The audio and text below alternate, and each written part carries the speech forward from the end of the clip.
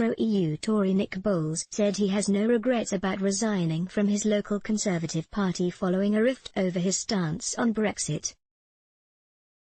Mr. Boles had been trying to delay Brexit and stop the UK from crashing out of the EU with no deal, but because division has opened up among him and his members, he announced in a letter to the Grantham and Stamford Conservative Association that he no longer intended to try and get along. Mr. Boles, who has been advocating for MPs to have more say in the handling of the Brexit process, had been facing efforts by local activists to dump him as the party's candidate for the next general election.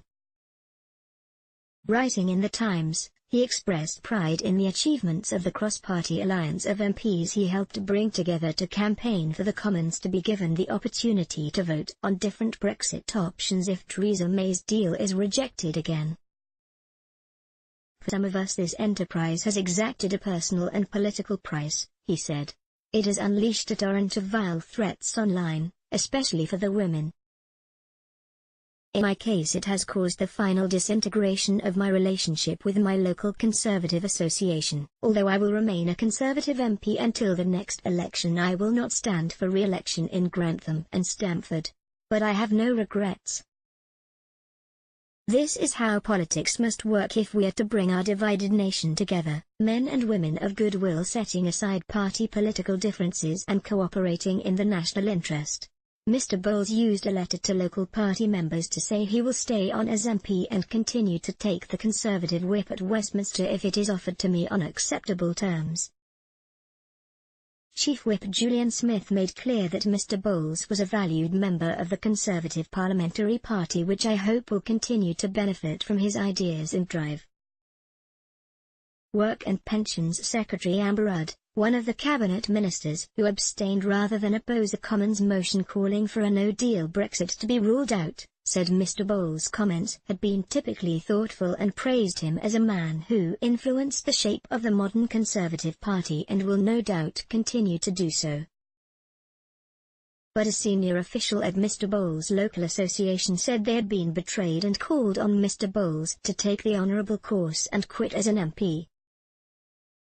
In a letter to members obtained by the BBC, Mr. Boles, while I have consistently argued that Brexit must be delivered, and have voted for the Prime Minister's deal every time she has brought it to the House of Commons, I am certain that crashing out of the EU without a deal would do great harm to the British people and have done everything in my power to prevent it.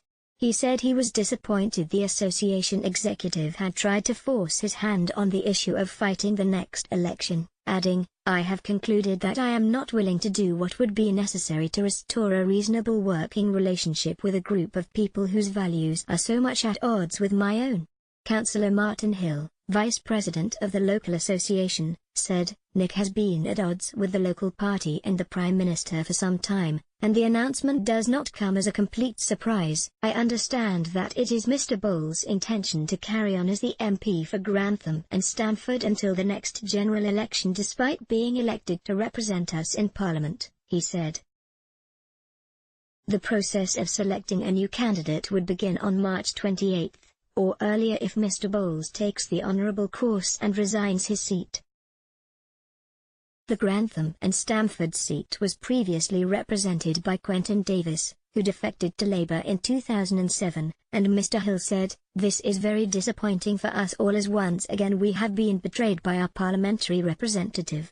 Former Minister Anna Soubry, who quit to join the Conservatives to join the independent group, claimed her former party was being reduced to a right-wing rump. She said there were serious questions to be asked about the Tory leadership, singling out party chairman Brandon Lewis for failing to stand up for first-class moderate One Nation Tory MPs like Mr. Boles.